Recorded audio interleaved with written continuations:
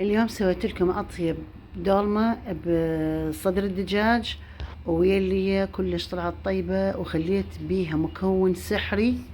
شوفوا يا بنات، سمعتوا معي الطشة شقد أحب هذا الصوت. بيها مكون سحري، يعني ودت الدولمة العالم ثاني. هسه شوفوا وياي الطريقة للأخير، حتى إن شاء الله تطبقونها دولمة اقتصادية حامضة لاجعة مفلفلة وكلش طيبة كلش طيبة. هسه نبدي بالمقادير. اللهم صل على محمد وآل محمد. السلام عليكم ورحمة الله وبركاته. أعزائي المتابعين، شلونكم؟ شلون صحتكم؟ إن شاء الله كلكم زينين وبصحة وبسلامة. مشتاقة لكم هواية يا بنات، وزعلانة من عندكم لأن ما تعلقون ولا تخلون لايكات حتى يصعد مستوى القناة. يا بنات شوفوا هاي المقادير اللي قدامكم إن شاء الله كلها، هي المقادير والبهارات كلها راح أكتبها بصندوق الوصف. شوفوا يا بنات، هنا خليت صاص حار ودبس الرمان وبصل وهذا هنا تمن مدعبل. شوفوا يا بنات، تمن مصري مدعبل.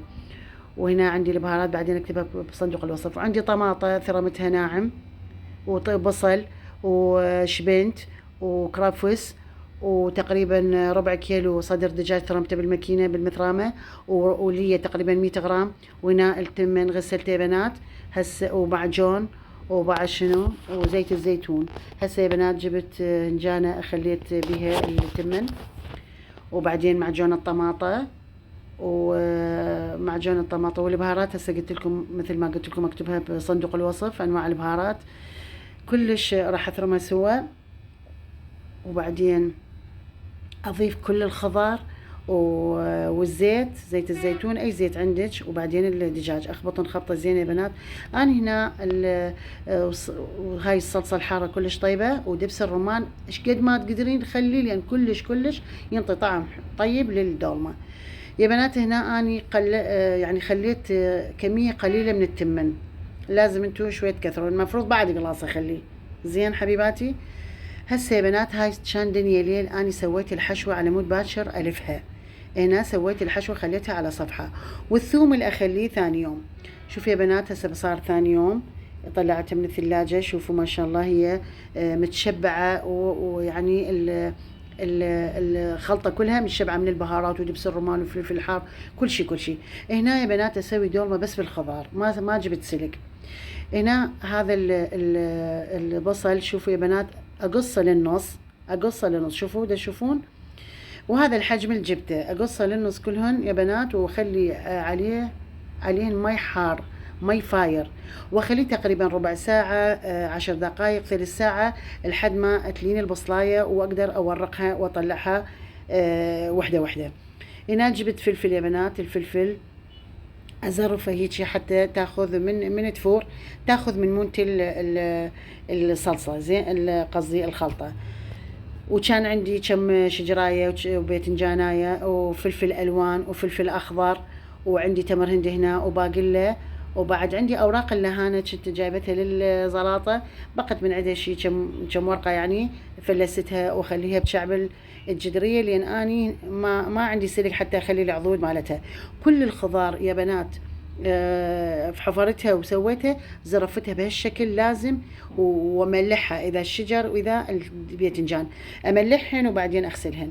شوفوا يا بنات، طبعا هذا النوع من الفلفل يا بنات كلش ينمرد بالدولمه، يعني انصحكم ما تستخدمون الفلفل الالوان لان ينمرد بالدولمه، عكس الفلفل الاخضر. الفلفل الاخضر يبقى يعني يعني بقوامه زين حبيباتي.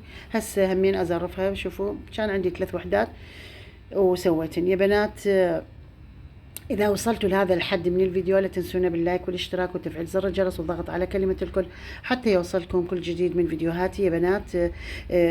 خلوا لايكات حتى أكثر عدد من الناس ومن المشاهدين يشوفون الفيديو ويصعد مستوى القناة. شوفوا يا بنات شلون أني أورق البصل وحدة تطلع، ورقة تطلع. شوفوا، والفسقة الفدنو اللبة مالتها الفدنو يعني ما يصير بيها حشوة، أخليها بشعب الجدر.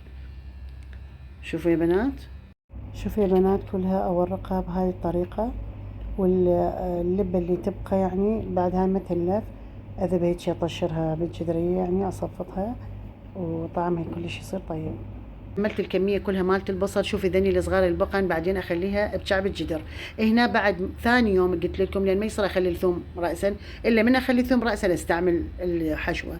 خليت تقريبا 4-5 فصوص ثوم ومعجون الطماطة بعد خليت لان حسيت يعني مو حمرة كلش زين. وخليت هنا تمر هند بدون نوى. هذا التمر الهند مخصوص مال الاكل يعني مال دولمة مال بامية. همين اخلي لي بامية كلش ينطي طعم طيب للاكلات. زين هسه راح اذوب كمية بقلاص مي حار وبعدين بعد ما يعني بعد ما ينمرد يلا اضيفه فوق الخليط. وها ما قلت لكم يا بنات خليت راشي، ما ادري طلع بالفيديو لو بعدي ما خلته. المهم خليت تقريبا 3 خواشيق راشي لان حسيت يعني حبيت اكثر كمية زيوت يعني بالحشوة. كلش طلعت الدولمة طيبة يعني صدق ما ينشبع منها من ورا الراشي. تجربوا الراشي يا بنات بالدولمة كلش تطلع طيبة. زين هسه بعد ما ذوبت التمر هند يا بنات ضفت على الخليط. وهسه اقوم احشي الخضروات. شوفوا بعدين بس اني يعني ما اشوف رغم باعوا يا بنات. هسه شوفوا التمن ما يبين بالحشوة هالقد ما يعني كميته قليلة. بس من ينطبخ عبالك يعني التمن يصير تقريبا بقد اللحم. شفت ضقته يا بنات، شفت ماكو ملح قليل يعني ضفت بعد ملح. وهسه راح اخلي الراشي، انا عبالي خالته نسيت. هسه اخلي الراشي تقريبا 3 خواشيق كبار مال اكل كلش طيب، يعطي طعم طيب للاكل يا بنات. هسه راح اذوق من عندها اشوف يعني محتاجه ملح او حامض او فلفل حار. فكلش مضبوطه المقادير 100%. هسه راح اجيب الجدريه واخلي بيها يا بنات. كانت عندي لبن مال لهانه ورقتها وخليتها بشعب الجدر. وبعدين جبت الباقله والبصلات الصغار اللي ما تنحشي. قمت احشي الخضروات يا بنات وحده وحده. وبس الحشوه تصير 3/4 الحشوه يعني 3/4 الكميه تحطين اذا فلفل او البصل. بس انا لان نسبه اللحم اكثر فخليتها هيجي. شوفوا يا بنات كلهن حاشيهن بهاي الطريقه. بس الفلفل الالوان يا بنات يعني كلش تنمرد بالدولمه يعني انمردت على كلن. وذني الباذنجان والشجر اللي اني وقفتن يا بنات لا وقفوهن نيموهن حتى بساعة تستوي. بعد ما كملت الكمية كلها يا بنات شوفوا ما شاء الله شكلها شكد حلو. هسه راح اذبها على النار. وهاي الكمية اللي بقت هاي الكمية تكفي عائلتنا يا بنات.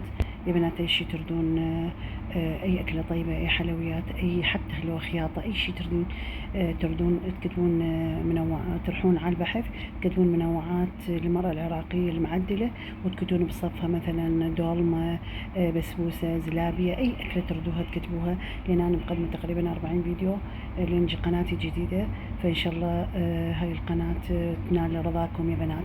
وان شاء الله بقدر المستطاع يعني نحاول نقدم لكم الاحسن والاحسن حتى ينال رضاكم. هسه يا بنات شوفوا راح اخلي هاي بعد ما اكملها واخليها على النار. وشوفوا الفيديو للاخير يا بنات حتى ان شاء الله يعني تستفادون وتشاركون الفيديو يا صديقاتكم حبيباتكم واهلكم حتى تعمل فائده على الكل. واذا يا بنات ما مشتركين بالقناه اشتركوا بالقناه وفعلوا زر الجرس على كلمه حتى يوصلكم كل جديد من فيديوهاتي. مستطاع وتوفيق من الله، كل شيء بالتوفيق يا بنات. وان شاء الله نقدم لكم الاحسن. كملت الكميه يا بنات. شوفوا بقت من عندها هاي الكميه. هاي راح اضيف عليها قلاص تمن بعد لان هوايه بيها لحم تمن. واسويها بغير شيء يعني الفها لو سليق لو بصل وحده يعني محشي يعني شكل واحد نوع واحد. هسه جبت قلاص من نص قلاص مي او قلاص مي. خليت بيها شويه معجون شويه دبس الرمان شويه ملح وحامض وخليتهن فوق الخضروات. هسه شفت يا بنات القلاص المي قليل ضفت بعد قلاص. شوفوا بشعب الجدر شلون شوفتوها. اغطيها الجدريه بهاي النايلونه حتى من بخارها تستوي زين يا بنات. وهاي هسه راح اخليها على صفحه بالثلاجه لحد ما القي لها سلق لو شوفي شنو لو لهانه واسويها جدريه كامله وهمين اقدم لكم اياها. هسه يا بنات بعد ما استوت شوفوا. هسه شوف يعني نسبه نضوجها شقد باعوا واذوقها اول مره اذا بيها ناقص ملوحه او ناقص حموضه. همين اقول لكم طبعا طعمها طيب، بس شويه يرادلها كان بعد تستوي، لان الشجرايه كانت ما مستويه زين، يعني شويه يرادلها شويه. هسه يا بنات شوفوا اذوق من اللحم، رغم شوفوا ايش قد كانت بيها لحم اكثر، كميه نسبه اللحم. شوفوا يا بنات شلون التمنات تبين، يعني معناتها اللحم المثروم يضيع بالحشوه. اذا تردون تسوون دولمه اكثر شيء سووا ثرموا اللحم بيدكم ان شاء الله. هسه هالمره اسوي لكم همين دولمه اقتصاديه بصدر الدجاج، بس راح اثرم الصدر بيدي. طبعا ضقتها كلش طيبه، حامضه لاجعه حاره، وكلش طيبه ومفلفله بنفس الوقت، وطعم الدجاج ولا يبين طعم دجاج ولا زفاره ولا ابد، عبالك تاكلين لحم. وطعم الراشي اللي بيه كلش يعني طعمه رهيب. هسه بعد ما خلصتها يا بنات قلبتها، شوفوا شكلها، شوفوا الشعب ملتشوع او لاجعه بالشعب، وكلش طيبه طلعت. وسهمنا وسهمكم العافيه، وجربوا هاي الطريقه والله كلش تبيض وجه، حتى ما يبين الاحد بان هذا لحم دجاج. شوفوا هاي. بعدين اخر شي يا بنات فرقعت خاشوقتين دهن الحر. دهن الحر ينطي طعم طيب للأكل. آخر شي ضفت عليها دهن الحر يا بنات، طلع طعم رهيب رهيب. شوفوا ايش قد حلوه، وخاصة الباقي اللي بيها، يعني هي بعد لوحة فنية وتحكي عن نفسها. ان شاء الله يا بنات ما تنسونا باللايك والاشتراك وتفعيل زر الجرس والضغط على كلمة الكل حتى يوصلكم كل جديد من فيديوهاتنا. واريد تشاركوني الفيديو ويا صديقاتكم وحبيباتكم واهلكم حتى تعمل الفائدة على الكل، يعني الكل يستفاد من هاي المعلومات. والى اللقاء في فيديو جديد ان شاء الله ويوم جديد.